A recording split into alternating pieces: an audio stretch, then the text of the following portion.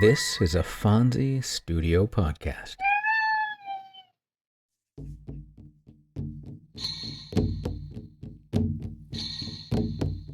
Welcome to Tales from the First Nations. I'm Jay Idle, and every week I'll share with you a tale and ancient wisdom of the native tribes of North America.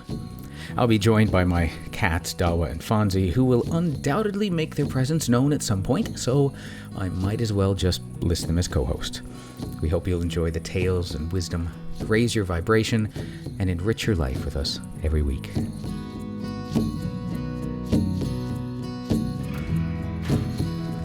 Welcome, friends. Welcome to the 61st episode of Tales from the First Nations. I'm your host, Jay Idle.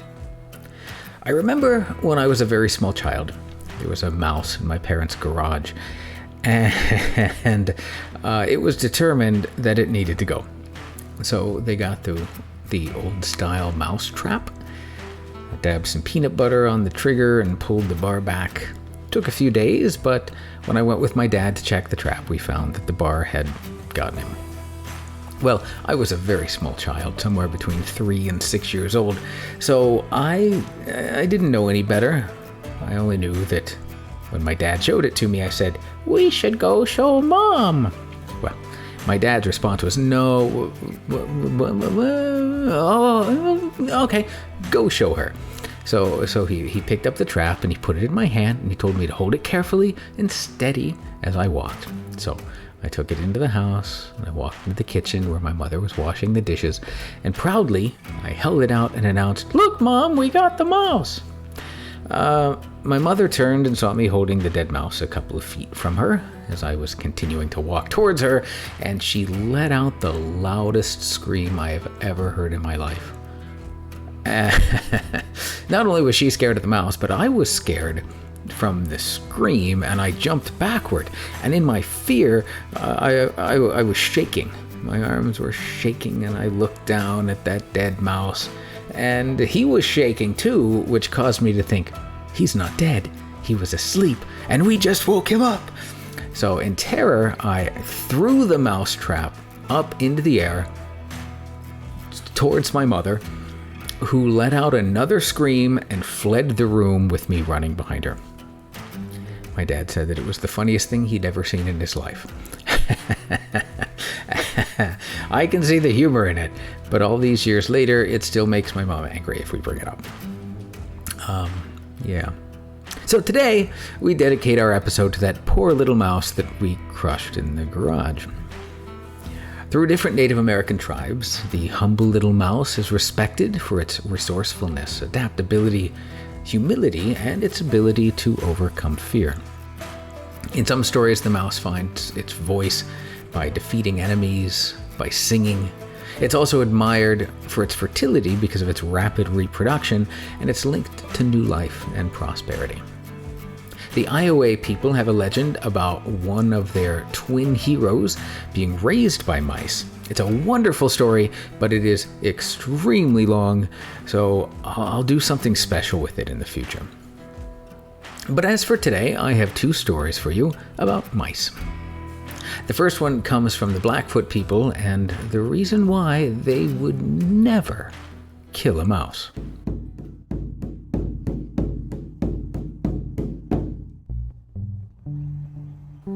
Muskrat and his grandmother were gathering wood for a camp the next morning when they came to an old buffalo skull. The plains were dotted with these relics of the chase, for already the hide-hunting white men had played havoc on the great herds of the buffalo. The skull was in a grove of cottonwood trees near the river, and they approached it to see 2 mice scampering into the skull to hide. Muskrat, with great glee, secured a stick and was about to turn the skull over and kill the mice when his grandmother said, "No, our people never kill mice. Your grandfather will tell you why if you ask him. The mice people are our friends, and we treat them as such. Even small people can be good friends, you know. Remember that." All that day, the boy wondered why the mice people should not be harmed, and just at dark, he came to me to accompany him to War Eagle's lodge. On the way, he told me that his grandmother had said that, and that he intended to ask for the reason. We found the other children already there, and almost before we had seated ourselves, Muskrat asked, "Grandfather, why must we never kill the mice people?" "Grandmother said that you knew." "Yes," replied War Eagle, "I do know, and you must know. Therefore, I shall tell you all tonight why the mice people must be let alone and allowed to do as they please, for we owe them much, much more than we can ever pay. Yes, they are great people, as you will see. It happened long, long ago, when there were few men and women in the world. Old Man was chief of all then, and the animal people and the bird people were greater than our people, because we had not been on earth long, and were not wise. There was much quarreling among the animals and the birds. You see, the bear wanted to be chief under Old Man, and so did the beaver. Almost every night they would have a council and quarrel over it. Beside the bear and beaver, there were other animals, and also birds, that thought they had the right to be chief. They couldn't agree, and the quarreling grew worse and worse as time went on. Some said the greatest chief should be chosen. Others thought the wisest one should be the leader, while some said the swiftest traveler was the one they wanted.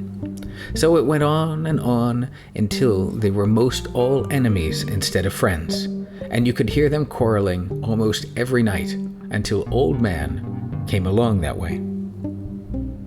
He heard about the trouble. I forget who told him, but I think it was Rabbit. Anyhow, he visited the council where the quarreling was going on and listened to what each one had to say. It took until almost daylight. He listened to all of it, every bit. When they had finished talking and the quarreling commenced as usual, he said, "Stop." And they did stop. Then he said to them, "I will settle this thing right here and right now, so that there will be no more rows over it forever." He opened his paint sack and took from it a small polished bone. This he held up in the firelight so they might see it. "This will settle the quarrel. You all see this bone in my right hand, don't you?" "Yes," they replied. "Well, now you watch the bone in my hands too, for they are quick and cunning." Old Man began to sing a gambling song and slipped the bone from one hand to the other so rapidly and smoothly that they were all puzzled. Finally he stopped singing and held out his hands, both shut tight and both with their backs up. "Which of my hands holds the bone now?" he asked them. Some said it was the right hand, and others claimed that it was the left hand that held it. Old Man asked the bear to name the hand and held the bone to the bear. The bear did, but when Old Man opened that hand, it was empty. The bone was not there. Then everybody laughed at the bear. Old Man smiled a little and began to sing and again passed the bone. "Beaver, you are smart. Name the hand that holds the bone this time." The beaver said, "It is in your right hand. I saw you put it in there." Old Man opened the right hand as before, and their bone was not there. And everyone laughed again, especially the bear. "Now you see," said Old Man, "this is not as easy as it looks, but I'm going to teach you all to play the game, and when you have all learned it, you must play it until you find out who is the cleverest at playing. Whoever that is, he shall be chief under me forever." Some were awkward and said they didn't care much who was chief, but most all of them learned to play pretty well. First the bear and the beaver tried it, but the beaver beat the bear easily and held the bone for ever so long. Finally, the buffalo beat the beaver and started to play with the mouse. Of course, the mouse had small hands and was quicker than the buffalo, quicker to see the bone. But Buffalo tried hard, for he didn't want the mouse to be the chief. But it didn't do him any good, for the mouse won in the end. It was a fair game, and the mouse was chief under the agreement. He looked quite small among the rest, but he walked right out to the center of the council and said, "Listen, brothers. What is mine to keep is mine to give away. I am too small to be your chief, and I know it. I am not warlike. I want to live in peace with my family and my wife. I know nothing of war. I get my living easy. I don't like to have enemies. I'm going to give my right to be chief to the man that old man has made like himself. That settled it. That made the man chief forever. And that is why he is greater than the animals and the birds. That is why we never kill the mouse people. You see, the mice run up and down in the buffalo skull, of course. That is where they live. That is where they bring up their families, ever since the night that Mouse beat the buffalo, playing the bone game. Yes, the mice people always make their nests in the heads of the dead buffalo people ever since that night. Our people play the same game, even today, see? And War Eagle took from his paint sack a small polished bone. Then he sang just as Old Man did so long ago.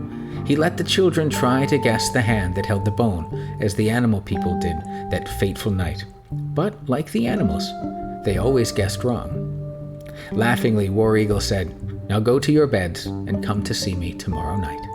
Ho.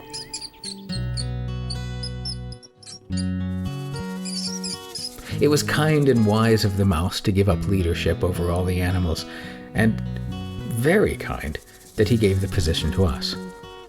I hope that we can continue to strive to be worthy of this role that we have been given. Our second story comes from the Lakota people. It is a warning tale about not being boastful. This is the story of the buffalo and the field mouse.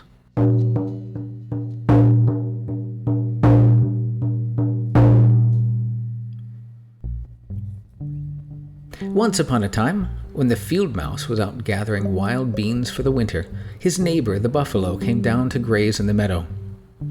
This the little mouse did not like, for he knew that the other would mow down all the long grass with his prickly tongue, and there would be no place for him to hide. He made up his mind to offer battle like a man. "Ho, friend buffalo, I challenge you to a fight," he exclaimed in a small, squeaking voice. The buffalo paid no attention, thinking it was only a joke. The mouse angrily repeated the challenge, and still his enemy went on quietly grazing. Then the little mouse laughed with contempt as he offered his defiance. The buffalo at last looked at him and replied carelessly, "You'd better keep still, little one, or I shall come over there and step on you, and there will be nothing left." "You can't do it," replied the mouse. "I tell you, keep still," insisted Buffalo, who was getting angry. "If you speak to me again, I shall certainly come and put an end to you." "I dare you to do it," said the mouse, provoking him. Thereupon, the other rushed upon him. He trampled the grass clumsily and tore up the earth with his front hoofs. When he had ended, he looked for the mouse, but he saw him nowhere. "I told you I would step on you, and there would be nothing left," he muttered. Just then he felt a scratching inside his right ear. He shook his head as hard as he could and twitched his ears back and forth. The gnawing went deeper and deeper until he was half wild with pain. He pawed his hooves and tore up the sod with his horns. Bellowing madly, he ran as fast as possible, straight forward and then in circles, but at last he stopped and stood trembling. Then the mouse jumped out of his ear and said, "Will you now know that I am master?" "No!" bellowed the buffalo, and again he started towards the mouse as if to trample him under his feet. The little fellow was nowhere to be seen, but the buffalo felt him in the other ear in a minute. Once more he became wild with pain and ran here and there over the prairie, at times leaping high into the air.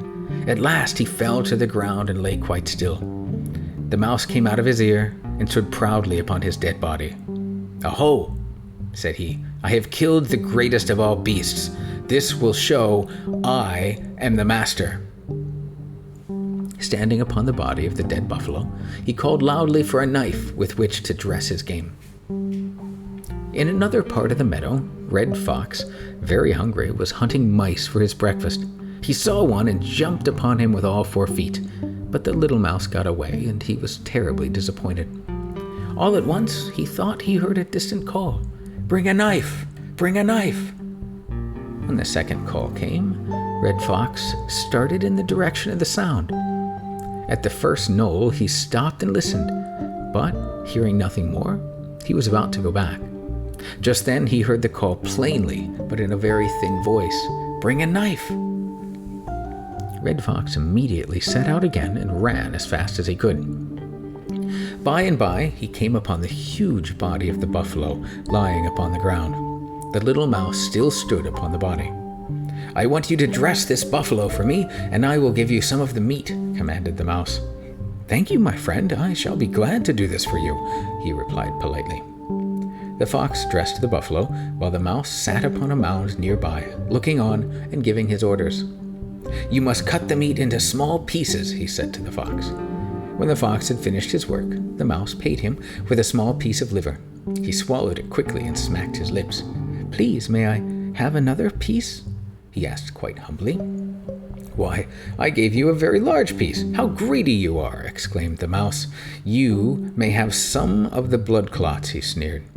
So the poor fox took the blood clots and even licked off the grass. He was really very hungry. "Please, may I take home a piece of the meat?" he begged. "I have 6 little foxes at home, and there's nothing for them to eat." "You can take 4 feet of the buffalo. That ought to be enough for all of you." "Hi, thank you," said Fox. "But Mouse, I have a wife also, and we've had bad luck in hunting. We're almost starved. Can't you spare a little more?" "Why," declared the mouse, "I have already overpaid you for the little work you have done. However, you can take the head too." Thereupon the fox jumped upon the mouse, who gave one faint squeak and disappeared. If you are proud and selfish, you will lose all in the end. This traditional Lakota story has been passed down for thousands of years.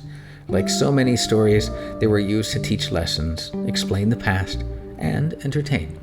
Unfortunately, it is not referenced by origin or teller.